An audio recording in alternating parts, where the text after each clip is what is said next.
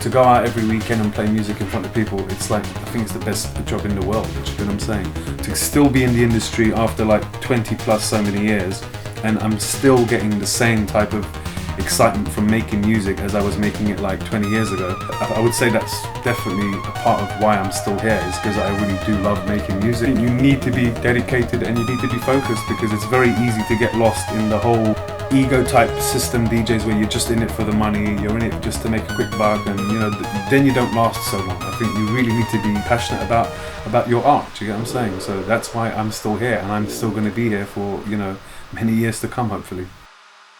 As an artist, it's more rewarding doing an album, because you know, you can really stretch and exercise your sound and really try to do something that's not so on point like singles. You know, there's been lots of changes in the scene when it started, and I just wanted to kind of like paint a picture from how I started to where I am now. There's something there for everybody, you know what I'm saying, as opposed to just one style of music for one genre of people. Especially this album, it's not really all about the dance floor, you know, something that you can listen to in the car, something that you could, you know, just relax to, as opposed to, you know, typical Advent releases, which is always sort of headstrong club music. So I really wanted to kind of do something that you can actually listen to and just sort of relax, and be the soundtrack of your evening, for example. My long-term fans that have been sort of following me since like the middle 90s, even before, when I was working with people like CJ Boland, we were always doing sort of real upfront heavy techno and stuff. So there is something there for that fan base that really likes the real type of techno that I'm known for. But then there's also another type of crowd that also likes me for my electro music. So I always used to do singles where the B-side always had like an electro track. So I always wanted to give something back to that crowd as well. So I incorporated one electro track on the album as well. And then there's actually a lot more sort of like tech house tracks, because I used to do a project called G Flame and Mr. G with my ex-partner Colin McBean. So I wanted to kind of, you know, also include some of the tech house tracks that, you know, people have always been asking me to do, but I've just really been focusing too much on the techno. Every sort of 6-7 years is usually about the right time that I usually like to do albums. If I look at my history, it always seems like this. It's sort of, there's always like a 5-year gap, and then there's always another one, you know. Plus, you know, you can't be doing albums every year. I think you just burn out, you get what I'm saying? So yeah, in the last sort of since 2005 since now, a lot of music has changed, especially in my music. The style has changed a lot, so it's good to sort of show the public and my fans, you know, what music's been, you know, what kind of changes I've gone through, and obviously the album is the perfect platform to expose that change. So yeah, I'm kind of proud of most of the work, because I think, you know, there is something in each track that I like, you know, because I did, you know, I can't just sort of say there's one favourite track. The tracks that really connect are the ones that I did collaborations with, because, you know, with an album it's usually you by yourself, it's your album, you do all the tracks, you produce it, you program it.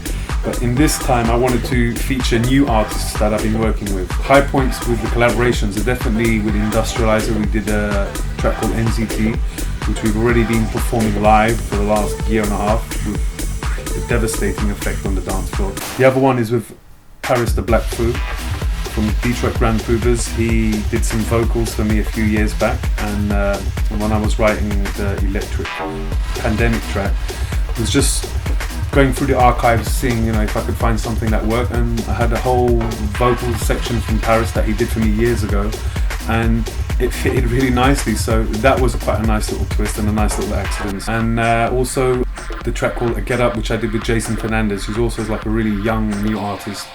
I've actually known him since he was a kid. So yeah, we've started a label together, and we've done many tracks together. The label we started was a label called Skyline Type Grooves. It's good to kind of also incorporate him in the album, and it's also good for him because it kind of gives him some exposure to, you know, to my crowd and my audience that maybe might not know him. Do you get what I'm saying? Well, I think the main thing that's changed in the music is definitely the technology. You know, the technology has definitely advanced and become more accessible. It's definitely become a lot cheaper. Before, you needed to book a studio. You needed to go in the studio from midnight until 10 o'clock in the morning, and you had to get a track done. You had to have something finished. In those days, you really worked actually a bit more harder than today. Today, you could just switch on your laptop, You can just kind of like make music at your leisure, and really there's no pressure, no deadline, you know, and this is a big change. You've also got the internet as well, which has made it, in a good way, has made it very easy for you to connect with your public, because before, you know, your public really had to find you and had to buy your records and really try and find out where you're playing, right, where's the party going to be, who's he going to play, when's his record going to come out. Now with the internet you could just basically post some stuff up on your social networks. You've got direct contact with your fans. You've also got your fans at your venues, at your gigs, filming you, and then that night your videos up on something like YouTube or something. This is a good thing, and this is a change which I think is positive, you know. And with the album we are going to tour. We've got some clubs like the Layman Club, Tresor, Sawanda Festival in Holland, Fabric in Spain. Look out for the tour date in your town, in your city. It's going to be fun.